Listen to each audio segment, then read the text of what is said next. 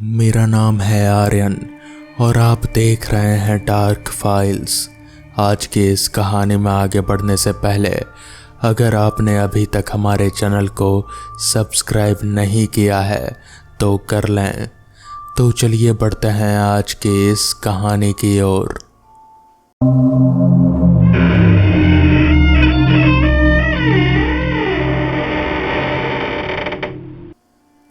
बलराम को उस गांव में आए हुए अभी पूरे 5 दिन भी नहीं हुए थे। तबादला अचानक हुआ था। एक सरकारी कागज, एक मोहर और बरसों की मेहनत का सिला। पुराने स्कूल में वो एक मामूली मास्टर था, बस इतना ही उसकी पहचान थी। मगर यहाँ इस बड़े स्कूल में उसकी तनख्वाह भी बढ़ गई थी और ओहदा भी। 2 मंजिला इमारत, 20 कमरे, सैकड़ों बच्चे। ये सब देखकर पहले दिन तो बलराम के सीने में एक अजीब सा फक्र भर आया था। उसे लगा था कि आखिरकार उसकी मेहनत का फल मिल गया। रहने के लिए स्कूल ने उसे एक क्वार्टर दे दिया था, एन स्कूल की इमारत के पीछे, बस एक टूटी हुई 4 दीवारी के फासले पर। हेडमास्टर साहब ने कहा था, जब तक कोई घर नहीं मिल जाता यहीं रह लीजिए मास्टर साहब, कोई दिक्कत नहीं। बलराम को भी अकेले रहने की आदत थी। बीवी बच्चे अभी पुराने गांव में ही थे, सामान भी वहीं छोटा हुआ था। यहाँ बस एक बिस्तर, एक अलमारी और एक स्टोव, इतने में ही उसकी दुनिया समाई हुई थी। रात का वक्त था। खाना खाकर बलराम अपने कमरे की खिड़की के पास आ खड़ा हुआ था। हाथ में एक सिगरेट थी, सोने से पहले की आखिरी सिगरेट, जो बरसों से उसकी आदत में शुमार थे। खिड़की से ठीक सामने स्कूल की इमारत नजर आती थी, अंधेरे में डूबी हुई। सिर्फ चौकीदार के कमरे की एक धुंधली सी बत्ती जल रही थी, बाकी सब स्याह था। बलराम ने धुआं छोड़ा और यूं ही आसमान की तरफ देखने लगा। रात साफ थी, हवा हल्की सी चल रही थी। कहीं दूर कोई कुत्ता भौंक रहा था। उसकी नज़र बेवजह ही स्कूल की दूसरी मंजिल पर चली गई और वहीं ठिठक गई। एक क्लासरूम की खिड़की खुली हुई थी और उस खिड़की से एक पीली सी रोशनी बाहर छन कर आ रही थी, बल्ब की मध्यम थरथराती हुई रोशनी। बलराम के हाथ की सिगरेट वहीं रुक गई। इतनी रात को स्कूल में भला कौन हो सकता था? चौकीदार का कमरा तो नीचे गेट के पास था, वो ऊपर दूसरी मंजिल पर क्यों जाएगा? और वो कमरा तो जहां तक बलराम को याद था हफ्तों में बस 2 या 3 दिन ही इस्तेमाल होता था, छोटी क्लास के बच्चों के लिए। उसने सिगरेट खिड़की से बाहर फेंकी और कुछ देर वहीं खड़ा रहा, उम्मीद में कि शायद रोशनी बुझ जाए, कि शायद यह उसकी आंखों का धोखा हो। मगर रोशनी वहीं टिकी रही, ना बुझी ना हिली। एक अजीब सी बेचैनी उसके अंदर उतरने लगी। ये बेचैनी डर नहीं थे, अभी तक तो नहीं, बस एक तजस्सुस था, एक सवाल जो दिमाग में कील की तरह गड़ गया था। बलराम ने सोचा, हो सकता है कोई बच्चा किताब भूल गया हो और वापस लेने आया हो, या कोई मास्टर कुछ काम निपटा रहा हो। मगर दिल जानता था कि इतनी रात को घड़ी में करीब 11:15 बज रहे थे, ऐसा कोई काम नहीं होता। उसके पास स्कूल के मेन गेट की एक एक्स्ट्रा चाबी थी, हेडमास्टर साहब ने खुद दी थी, ये कह कर के, आप सामने ही रहते हैं मास्टर साहब, कभी सुबह जल्दी आना हो या कोई ज़रूरत पड़े तो ये आपके पास रहे तो अच्छा है। बलराम ने वो चाबी उठाई और एक टॉर्च ली और चप्पल पहनकर बाहर निकल आया। रात की हवा में एक अजीब सी ठंडक थी, हालांकि मौसम सर्द नहीं था। बलराम के कदम 4 दीवारी की टूटी जगह से होते हुए स्कूल के मेन गेट तक पहुँचे। गेट पर बड़ा सा ताला लगा था। चाबी लगाते वक्त उसके हाथ थोड़े कांप रहे थे। शायद रात की खामोशी की वजह से, शायद उस अनजान डर की वजह से जो अभी तक नामो निशान के बगैर था। ताला खुला, गेट को धकेला तो एक लंबी बेसुरी सी चरचराहट गूंजी, जैसे बरसों से किसी ने इसे इतना जोर से खोला नहीं था। अंदर घुसते ही स्कूल का बड़ा मैदान उसके सामने फैल गया। दिन में जहां सैकड़ों बच्चे शोर मचाते हैं, अभी वहां मुर्दा सन्नाटा पसरा हुआ था। रेत पर पड़े झूले हल्के से हिल रहे थे, हालांकि हवा उतनी तेज नहीं थी। टॉर्च की रोशनी आगे करते करते बलराम इमारत की ओर बढ़ा। मेन दरवाज़ा खुला हुआ मिला। ये देखकर उसके पैर एक पल को थम गए।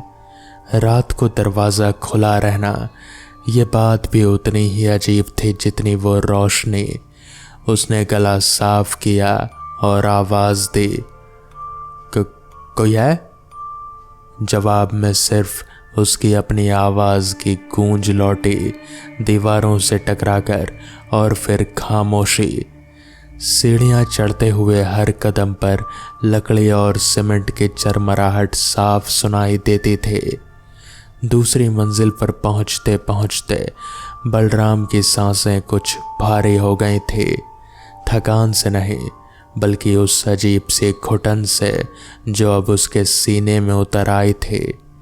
गलियारा लंबा था, दोनों तरफ क्लासरूम, ज़्यादातर के दरवाजे बंद। सिर्फ एक दरवाज़ा, सबसे आखिर वाला, हल्का सा खुला था, और उसी की दरार से वो पीली रोशनी छनकर गलियारे में गिर रही थी।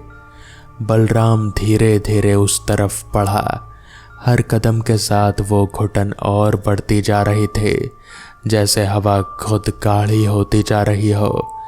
दरवाजे के करीब पहुंचकर उसने एक पल रुककर सांस ली, फिर हल्के से दरवाजे को धकेला।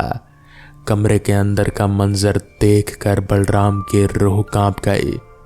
पहले बेंच पर, जहां आमतौर पर सबसे होशियार या सबसे शरारती बच्चे बिठाए जाते थे, एक बच्चा बैठा था। उम्र यही कोई 12-13 साल, सिर झुकाए, बिल्कुल स्थिर, जैसे किसी काम में मग्न हो। सामने एक पुरानी कॉपी खुली रखी थी और उसका हाथ धीरे धीरे बेआवाज कुछ लिख रहा था। बल्ब दीवार से लटका हुआ था, बगैर होल्डर के, नंगे तारों के सहारे, और उसकी रोशनी लगातार थरथरा रही थी, जैसे किसी बीमार का दिल की धड़कन। बलराम ने गला खंखारा, बेटा, इतनी रात को यहाँ क्या कर रहे हो? बच्चे ने जवाब नहीं दिया। उसका हाथ उसी तरह चलता रहा कॉपी पर, बगैर रुके। अरे बेटा, बलराम एक कदम और अंदर गया। तुम्हारा घर कहाँ है? इतनी रात को स्कूल में क्यों बैठे हो? कोई तुम्हें ढूंढ रहा होगा। फिर भी कोई जवाब नहीं। कमरे में सिर्फ उस पेंसिल की हल्की सी रगड़ सुनाई दे रही थी, कागज पर लगातार एक अजीब सी लय में। बलराम अब उस बच्चे के और करीब पहुंच चुका था। उसने देखा, बच्चे की वर्दी पुरानी ढंग की थी, सफ़ेद कमीज, नीली हाफ पैंट, ऐसी वर्दी जो आजकल के बच्चे नहीं पहनते हैं। उसके पैरों में जूते नहीं, बस मैले से मोजे थे।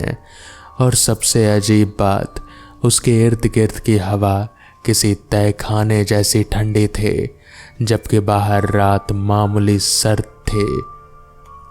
बेटा, बलराम की आवाज़ अब कांप रही थी, मेरी तरफ देखो। और तभी बच्चे ने अपना सिर उठाया। उसका चेहरा किसी मामूली बच्चे जैसा नहीं था। आंखें खुली थी, मगर उनमें कोई नूर नहीं था, बस दो गहरे स्याह गड्ढे, जैसे किसी ने कोयले से भर दिए हो। होंठ हल्के से हिले, मगर कोई आवाज़ नहीं निकली। बलराम को महसूस हुआ जैसे उस बच्चे के होंठों से सिर्फ एक ही जुमला निकल रहा हो, बार बार बेआवाज, सर आ जाएंगे, सर आ जाएंगे।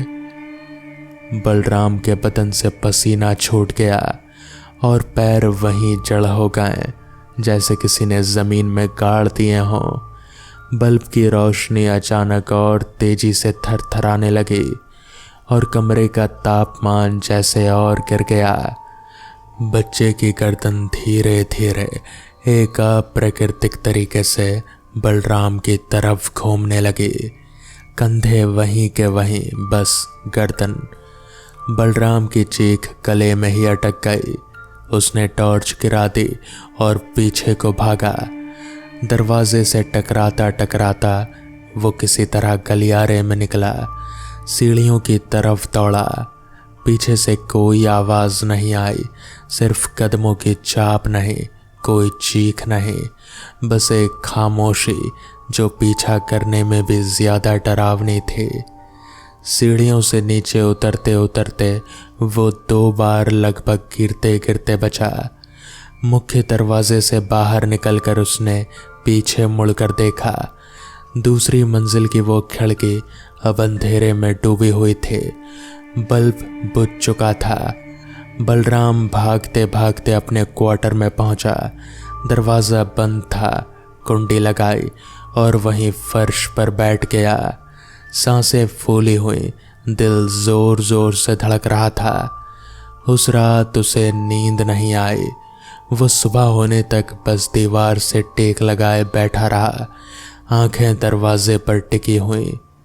सुबह जब बलराम स्कूल पहुंचा तो दिन के उजाले में सब कुछ इतना मामूली लग रहा था कि उसे खुद पर यकीन नहीं हो रहा था।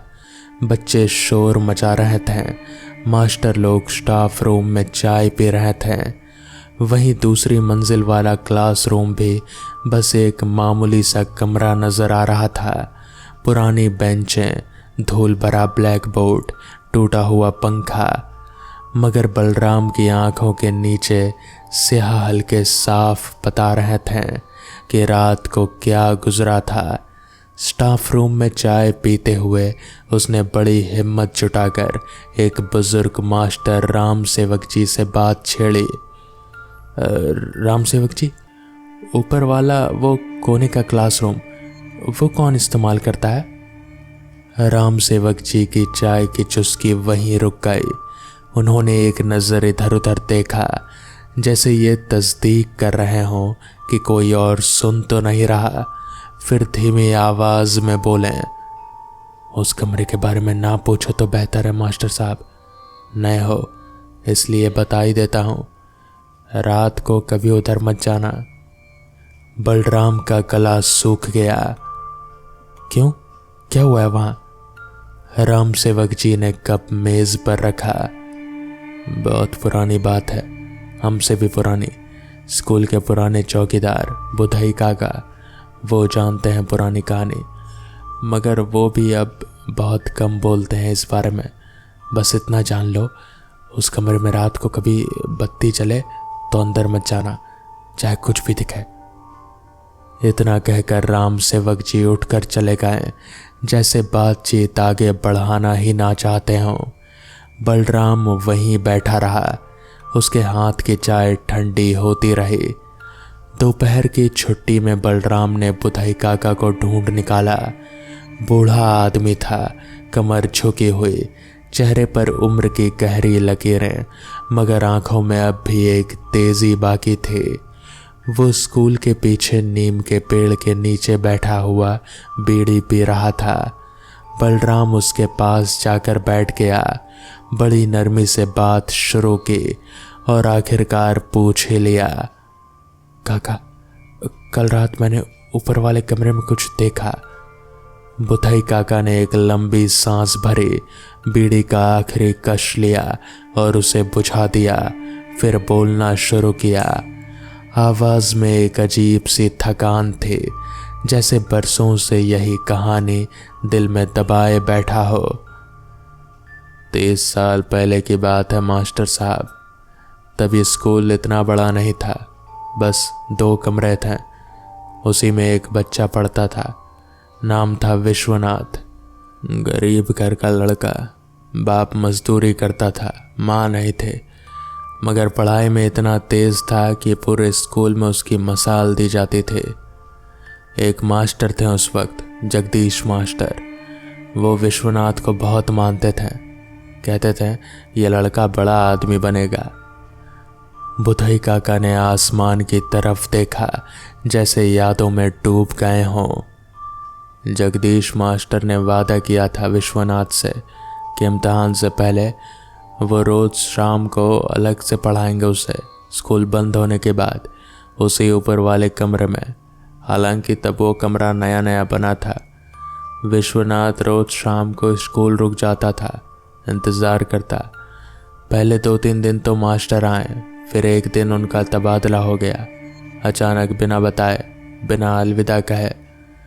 वह उस दिन शाम को नहीं आ पाए, अगले दिन भी, और फिर वो कभी आए ही नहीं। मगर विश्वनाथ को खबर ही नहीं मिली। वो रोज शाम को स्कूल आता, उसी कमरे में पहली बेंच पर बैठ जाता और इंतज़ार करता। कहते हैं वो हफ्तों तक आता रहा, ये सोचकर कि मास्टर साहब आज ज़रूर आएंगे। एक रात बहुत बारिश हुई थी। उस रात बिजली कड़क रही थी। विश्वनाथ फिर भी स्कूल आ गया, कमरे में बैठकर इंतज़ार करता रहा। उस रात बिजली का एक तार जो छत से लटकता रहता था, पुराना ज़माना था, तार सही से बंधे हुए नहीं थे, कोई वायरिंग नहीं थी उस ज़माने में, तो तार टूटकर उसी बेंच पर गिर गया जहाँ विश्वनाथ बैठा था। बुधई काका की आवाज़ भर्रा गई। सुबह जब स्कूल खुला तो विश्वनाथ वहीं मिला, बेंच पर बैठा हुआ, बिल्कुल जैसे सो गया हो। मगर वो सो नहीं रहा था मास्टर साहब। उसके सामने कॉपी खुली हुई थी जिस पर उसकी आखिरी लाइन लिखी थी, सर आज ज़रूर आएंगे। बलराम की रूह कांप गई। रात को उसने जो जुमला सुना था वो आज इस बूढ़े आदमी की जुबान से भी सुनाई दे रहा था। उस दिन के बाद से जब भी कोई नया मास्टर इस स्कूल में आता है, खासकर जो स्कूल के पीछे वाले क्वार्टर में रहता है, विश्वनाथ की रूह उसे महसूस कर लेती है। उसे लगता है शायद ये वही मास्टर हैं जो आखिरकार लौट आए। वो रात को उस कमरे की बत्ती जलाकर इंतज़ार करता है, इस उम्मीद में कि कोई आएगा और उसे पढ़ाएगा। जो कोई भी वहाँ चला जाता है, कुछ लौटते हैं डर के मारे, तुम जैसे लौटे, मगर कुछ नहीं लौटते मास्टर। बलराम का गला सूख चुका था। नहीं लौटते मतलब? बुधई काका ने उसकी आंखों में सीधा देखा। मतलब ये कि विश्वनाथ अब भी सोचता है कि वो बच्चा है और उसे एक मास्टर चाहिए।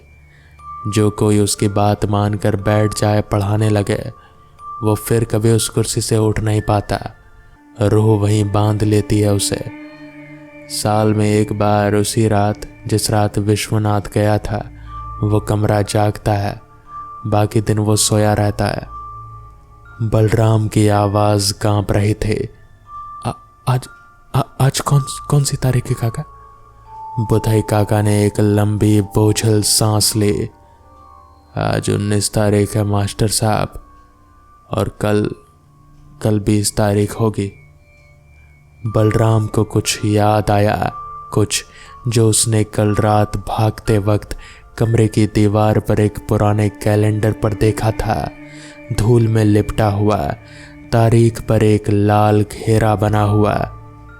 काका, उसने कांपती आवाज में पूछा, अगर कोई नया मास्टर उस रात वहां चला जाए और वापस ना लौटे तो फिर क्या होता है? बुधई काका ने आंखें नीची कर लीं, जैसे कुछ छुपा रहे हों, फिर बहुत धीमी आवाज में बोले, तो अगले साल जब कोई और नया मास्टर इस स्कूल में आता है, वो कमरे में सिर्फ एक बच्चा नहीं देखता। बलराम का दिल एक धड़कन के लिए रुक गया।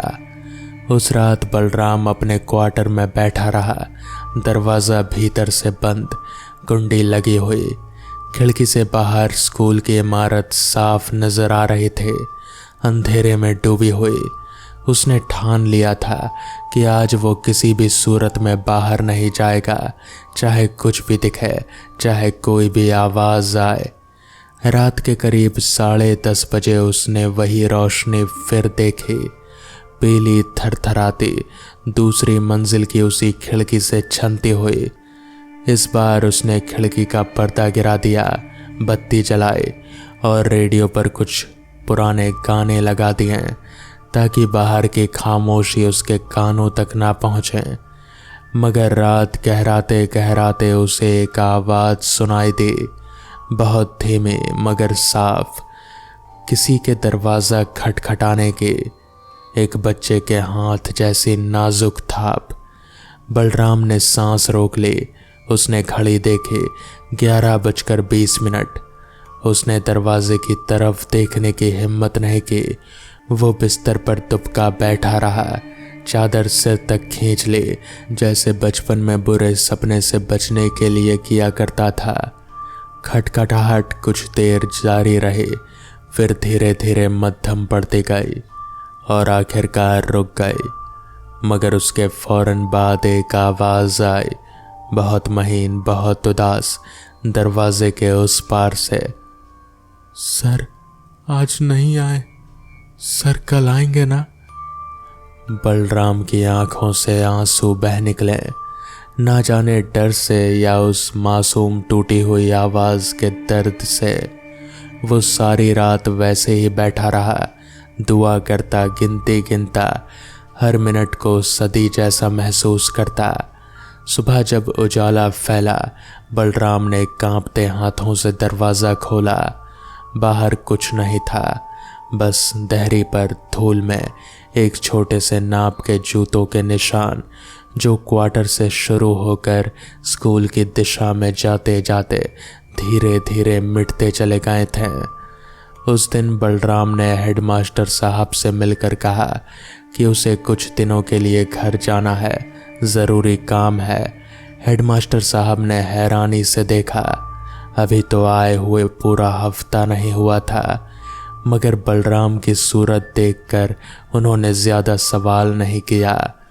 बलराम उस गांव से चला तो गया, मगर हर साल 20 तारीख नज़दीक आते ही उसे वही थरथराती पीली रोशनी सपने में दिखाई देने लगती है और वही आवाज़ कानों में गूंजती है, सर आ जाएंगे ना? और वो जानता है कि उस स्कूल में हर साल कोई ना कोई नया मास्टर उसी क्वार्टर में रहने आता होगा। कोई ना कोई रात को उस खिड़की से वो रोशनी देखता होगा और शायद हर कुछ सालों में कोई एक ऐसा भी होगा जो उस कमरे में जाकर बैठ जाएगा और फिर कभी वापस नहीं लौटेगा। बस विश्वनाथ के बगल में दूसरी बेंच पर एक और छाया बनकर रह जाएगा, अगले किसी नए मास्टर का इंतज़ार करने के लिए। तो दोस्तों, ये थी आज की पहली कहानी। कैसी लगी आपको ये कहानी, मुझे कमेंट्स में ज़रूर बताएं। तो चलिए बढ़ते हैं आज की दूसरी कहानी की ओर। सूरज 22 साल का लड़का था, शहर में पला बढ़ा, मगर हर गर्मी की छुट्टियों में उसे अपने ननिहाल जाना अच्छा लगता था। इस बार भी वो अपने मामा के गांव आया हुआ था। गांव छोटा था, इतना छोटा कि वहाँ का रेलवे स्टेशन भी बस नाम का स्टेशन था। 2 प्लेटफॉर्म, एक टूटी हुई घड़ी और चंद टिमटिमाते बल्ब जो रात होते होते और भी बेजान लगने लगते हैं। मामा उसी स्टेशन पर चाय की एक छोटी सी दुकान चलाते थे। भोर से लेकर देर शाम तक ट्रेनों के आने जाने के बीच वही उनकी दुनिया थी। केतली की सीटी, गिलासों की खनक और मुसाफिरों की आवाज़ें। सूरज हर दिन दोपहर होते ही दुकान पर पहुंच जाता, मामा के पास बैठता, कभी हिसाब किताब में हाथ बटाता तो कभी बस यूं ही गप्पे मारता। ये दुकान अब उसे भी अपनी सी लगने लगी थी। उस शाम भी सब कुछ रोज़ जैसा ही था। सूरज छोटे से स्टूल पर बैठा मामा के साथ बातें करता रहा था। तभी मामा के मोबाइल की घंटी बजी। मामा ने फ़ोन उठाया। हाँ भाई बोलो। और अगले ही पल उनका चेहरा उतर गया, आवाज़ कांपने लगी। फ़ोन उनके हाथ से लगभग छूट ही गया था।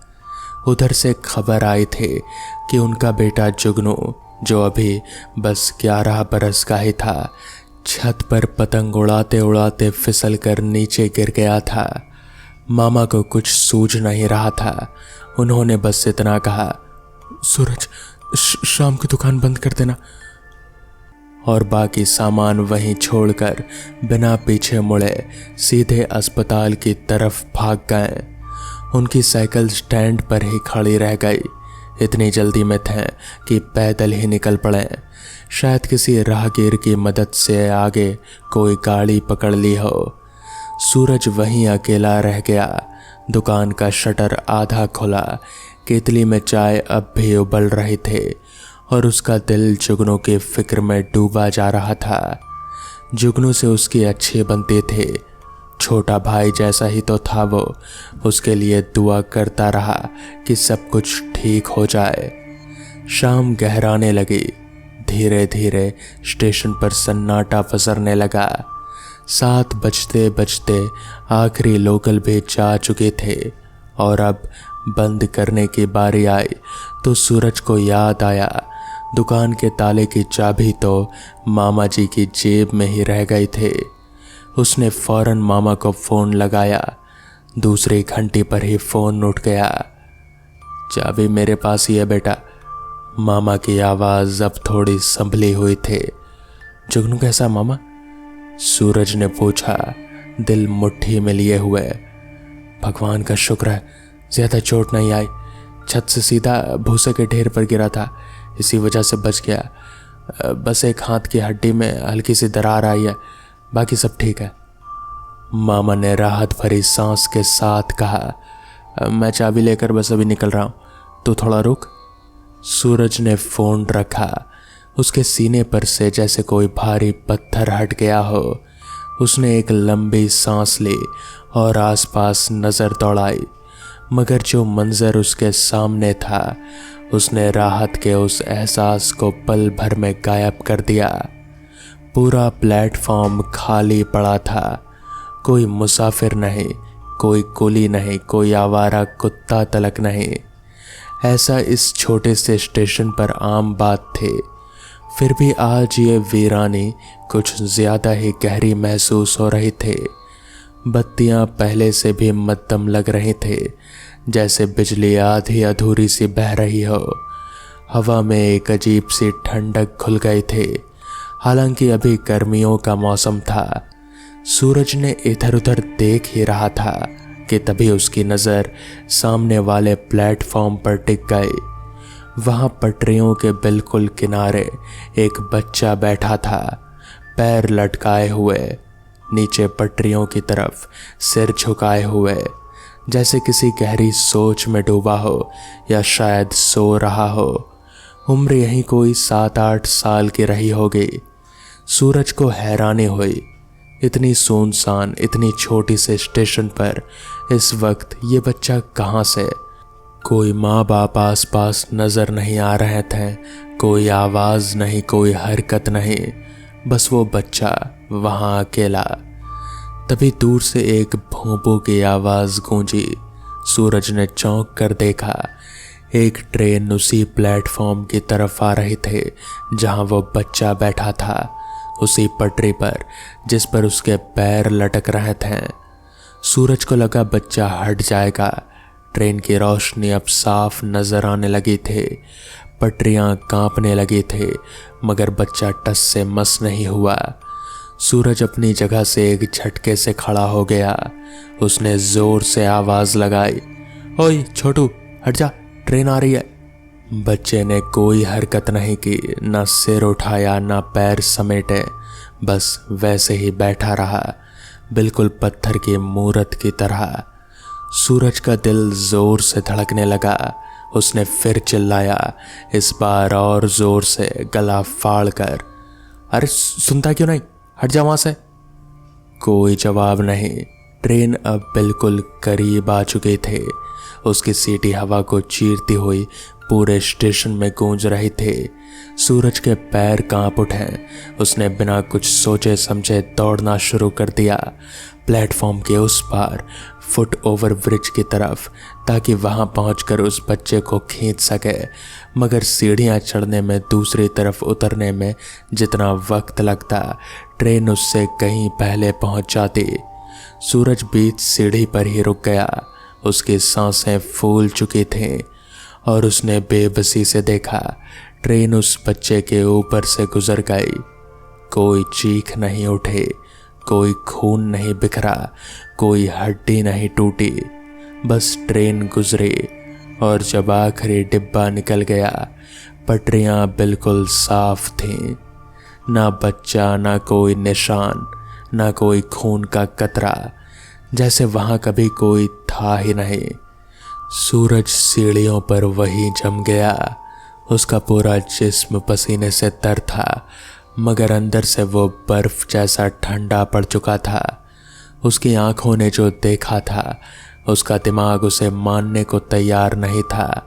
शायद देखने में कोई गलती हुई होगी। उसने खुद को समझाने की कोशिश की। शायद बच्चा पहले ही हट गया होगा, अंधेरे में ठीक से दिखा नहीं। मगर उसका दिल जानता था कि ऐसा नहीं था। उसने अपनी आंखों से देखा था ट्रेन का इंजन उस बच्चे के ठीक ऊपर से गुजरा था और कुछ नहीं हुआ। कोई हादसा नहीं, कोई आवाज नहीं, बस एक खामोश गायब हो जाना। वो धीरे धीरे सीढ़ियां उतरकर वापस अपनी दुकान की तरफ आया। हाथ पैर अब भी कांप रहे थे। उसने घड़ी देखी, 7:15 बज रहे थे। मामा को आने में अभी भी थोड़ा वक्त लगता। स्टेशन की खामोशी अब पहले से भी ज्यादा गहरी लग रही थी, जैसे हवा भी सांस रोककर उसे देख रही हो। सूरज ने कोशिश की कि दुकान के अंदर बैठकर मोबाइल में उलझा रहे ताकि ध्यान बटे, मगर हर चंद मिनट में उसकी नज़र अपने आप सामने वाले प्लेटफॉर्म की तरफ उठ जाती। तभी उसे एहसास हुआ कहीं दूर से बहुत हल्की सी किसी के रोने की आवाज़ आ रही थी। एक बच्चे की सिसकी, जैसे कोई बहुत डरा हुआ हो या बहुत तन्हा। सूरज का जिस्म फिर से जम गया। उसने आवाज़ की दिशा भांपने की कोशिश की।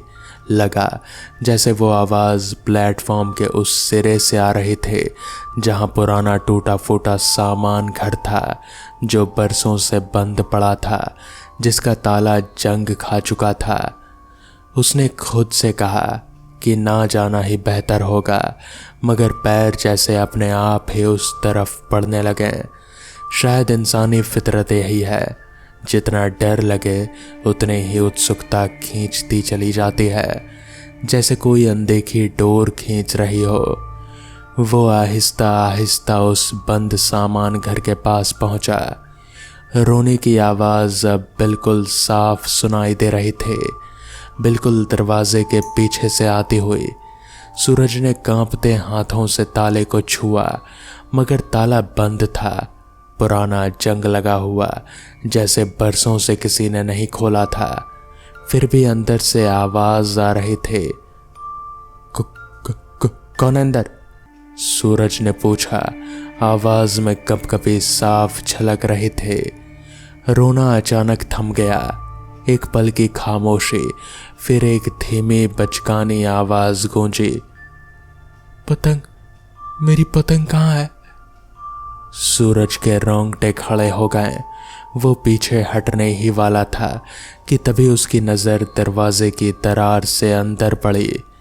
अंधेरे में, बहुत हल्की सी रोशनी में उसे वही बच्चा दिखा जो पटरियों पर बैठा था। इस बार वो खड़ा था दरवाजे के बिल्कुल पास, अपना चेहरा दरार के उस पार टिकाए हुए। उसका चेहरा साफ नहीं था, जैसे धुंधलाया हुआ हो, मगर आंखें बिल्कुल साफ थी, काली, गहरी और उदास। सूरज पीछे को लड़खड़ाया और गिरते गिरते बचा। वो जितनी तेजी से भाग सकता था भागा, सीधा दुकान की तरफ, जहां रोशनी थी, जहां शायद थोड़ी सुरक्षा महसूस हो। दुकान पहुंचकर उसने शटर के करीब खड़े होकर हांफते हुए सांस ली। दिल इतनी जोर से धड़क रहा था कि लगा कि सीने से बाहर ही आ जाएगा। उसने मोबाइल निकाला, मामा को फिर फोन लगाने की कोशिश की, मगर नेटवर्क ही नहीं था, एक बार भी नहीं था, जबकि 15 मिनट पहले ही उसने बात की थी। ये कैसे हो सकता है, उसने सोचा। अभी तो सिग्नल ठीक था। उसने ऊपर देखा, स्टेशन की सारी बत्तियां अब पहले से भी धुंधली हो चुकी थीं, जैसे बिजली किसी अदृश्य हाथ से खींची जा रही हो। एक बल्ब टिमटिमाया, फिर बुझ गया, फिर दूसरा। सूरज की सांसें उखड़ने लगी। तभी उसे एहसास हुआ कि हवा में एक अजीब सी बू फैल गई थी, जली हुई डोर की या शायद जले हुए कागज की, जैसे कोई पतंग जलाई जा रही हो। बू इतनी तेज थी कि सूरज की आंखों में पानी आ गया, और फिर बहुत धीमे से उसने अपने पीछे किसी के कदमों की आहट सुनी। नंगे पैर धीरे धीरे प्लेटफॉर्म की सीमेंट पर। सूरज ने पलटकर देखने की हिम्मत नहीं जुटाई। उसने बस आंखें बंद कर ली और मन ही मन दुआ पढ़नी शुरू कर दी। जो भी याद आया, कदमों की आहट करीब आती गई, और फिर बिल्कुल उसके पीछे कानों के पास वही बचकानी आवाज फुसफुसाई, तुम भी पतंग उड़ाते हो? सूरज की रूह कांप गई। उसने आंखें खोली, हिम्मत जुटाकर पीछे मुड़ा, मगर वहां कुछ नहीं था, बस खाली प्लेटफॉर्म, और दूर कहीं एक कुत्ता जोर जोर से भौंकने लगा था, जैसे उसे भी कुछ महसूस हुआ हो। सूरज दुकान के अंदर घुस गया और शटर को जितना हो सके नीचे खींच लिया, बस इतनी जगह छोड़कर कि सांस ले सके। वो कोने में सिमट कर बैठ गया, घुटनों में सिर छुपाए, और इंतजार करने लगा, मामा के आने का या सुबह होने का, जो भी पहले आए। वक्त जैसे रुक गया था, हर मिनट एक घंटे जैसा लग रहा था। बाहर कभी हल्की सी सिसकी सुनाई देती, कभी कदमों की आहट, कभी वो अजीब सी जली हुई बू हवा में तैरती। सूरज ने आंखें बंद रखी, बस कुछ मंत्र पढ़ता रहा, खुद को याद दिलाता रहा कि बस थोड़ी ही देर की बात है, मामा जी आ ही रहे होंगे। तभी उसे शटर के उस पार बाहर किसी के हल्के से खटखटाने की आवाज़ सुनाई दी, 2 बार बहुत धीरे से। सूरज का दिल एक पल के लिए रुक सा गया। उसे यकीन नहीं हो रहा था कि आवाज़ लगाए या चुप रहे। आखिरकार कांपती आवाज़ में उसने पूछा, कौन? मैं हूँ बेटा, दरवाज़ा खोल। बाहर से मामा की आवाज़ आई। सूरज को इतनी राहत मिली कि आंखों में आंसू आ गए। उसने फौरन शटर उठाया। मामा खड़े थे, हाथ में चाबी, चेहरे पर थकान साफ झलक रही थे, मगर वो सही सलामत थे, असली थे। क्या हुआ तुझे? इतना पसीना पसीना क्यों है? मामा ने उसका चेहरा देखते ही पूछा। सूरज कुछ पल तक कुछ बोल ही नहीं पाया। फिर हिचकिचाते हुए उसने सब कुछ बताना शुरू किया। वो बच्चा, ट्रेन के उसके ऊपर से गुजरना, सामान, घर की आवाज़ें, पतंग वाली बात, वो फुसफुसाहट। मामा का चेहरा सुनते सुनते बदलने लगा।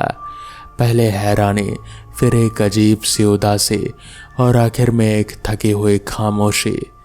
उन्होंने सूरज का हाथ पकड़ा और उसे स्टूल पर बिठाया, खुद भी बगल में बैठ गए।